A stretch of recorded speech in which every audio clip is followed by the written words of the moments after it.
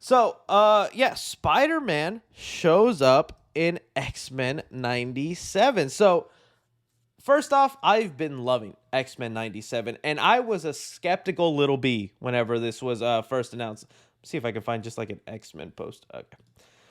Whenever X-Men 97 got announced, because I just watched a couple episodes as a kid. It wasn't like something that was like super regularly on the TV when I was a kid.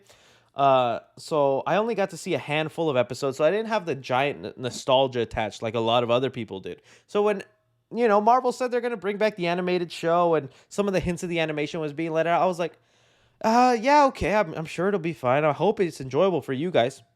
Saw the first couple episodes whenever Disney sent me them, and I was like, this is awesome. This is amazing. This isn't a kid show. This is adult level storytelling through the X-Men. And it's like always what I've dreamed the X-Men to be in like a live action interpretation. The way I wish the X-Men could have been portrayed in some of the movies in the X-Men series, especially when it came to Cyclops. Cyclops was always my favorite mutant. I always thought he was being done dirty in the movies, but Cyclops gets his time to shine. And not just that.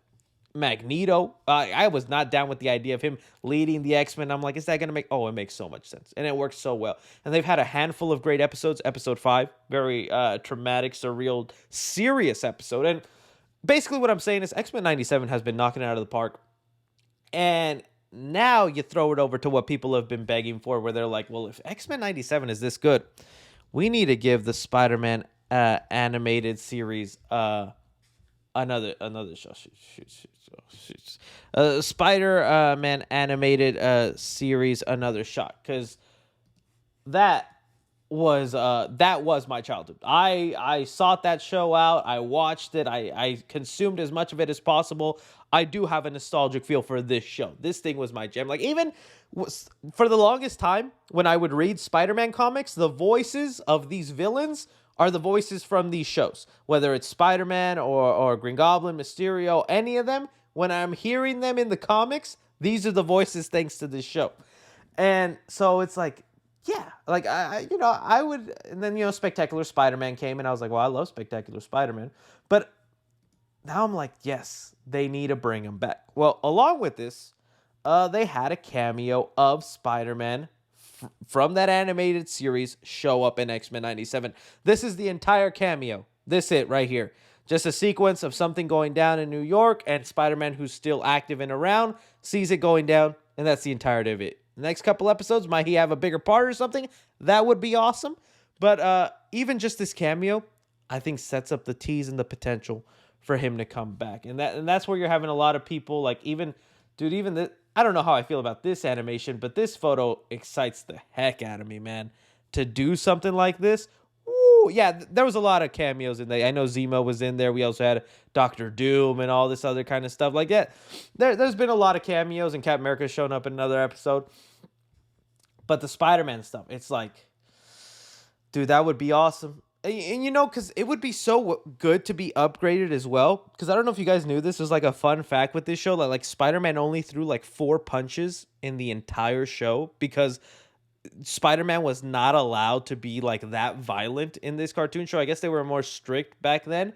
You put it on Disney Plus, and like knowing this is kind of, I don't want to say like an adult audience. Not saying you need to have Spider-Man bang MJ in the first episode, although I'd watch it. Kevin Feige, put it on my screen. I'm not turning it off, Kevin Feige, but that's not what we're looking for. Just an adult storytelling. Like, I think Spider-Man fans have also been craving Spider-Man as an adult. Because for the longest time in media, Spider-Man has mainly been portrayed as a teenager or, someone in college, and they've done everything to keep him there.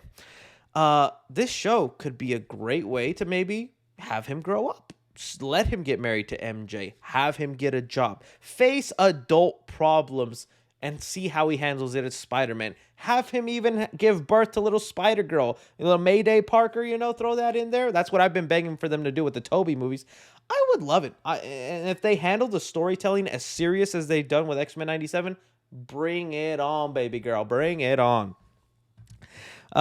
They said here, I doubt they would revive it since the new Spider-Man show is coming out.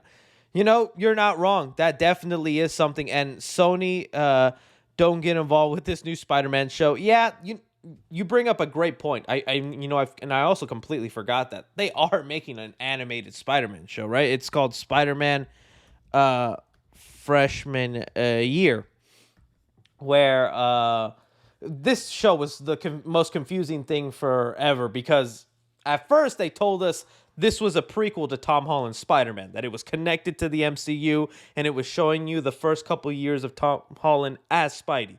And we were like, heck freaking yeah. But then you see the characters, the villains, the costume changes, and you're like, how did Tom Holland's Peter go through all that? And they were like, oh no, it's actually not the MCU. It's an alternate universe where it was similar to the.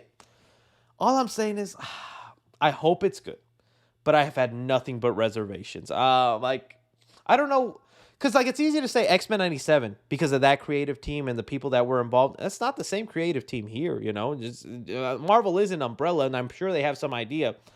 I want this to be good, but like even just knowing the fact it's supposed to retread a lot of MCU Spider-Man storylines, with Norman Osborn being Tony Stark instead of Tony being Tony. I don't know how to feel about it. I don't know how it's gonna go. I hope the animation is good. Like the X-Men '97 animation was getting made fun of a lot before it was finally seen in action, and you know that could be the same here. But you're right. This show existing could definitely be the reason they don't jump into this happening. That dude, this happens, the world changes. The world stands still. Just even the way I felt, and like I said, I didn't have nostalgia for X-Men '97 when that theme song came on for the X-Men. I got the goosebumps. I was like, dude, this is kind of cool. I can't imagine if you were a kid who had cereal in the mornings watching Cyclops and Wolverine, and all these years later you hear that again. You do that with the Spider-Man song. Spider-Man. Oh, dude. Oh. I will basically do that in my living room every time. So yeah, I'm happy with it. I think it's cool. I have a long shot belief that they'll make it a revival show, because you're right. This is happening. This is in the works. I guess Marvel's gonna see how this goes. This might be a one and done thing, but like it's crazy how long ago this was announced. And we don't even have like a trailer. We don't. I don't even know when the release date for this thing is. When's the release date? They have a release date for this? Because this was announced like in 2019, I believe. When's this getting released? November. Oh, it's this year. It will premiere November 2nd of this year. All right. Let's see if that's true. Let's trailer by this summer then, please. Probably when X-Men '97 concludes, then they'll pop it out. But yeah, dudes. That's what's going on in that Spider-Man world. All right, let's get into Mickey versus Winnie, dude. What is going on in the world?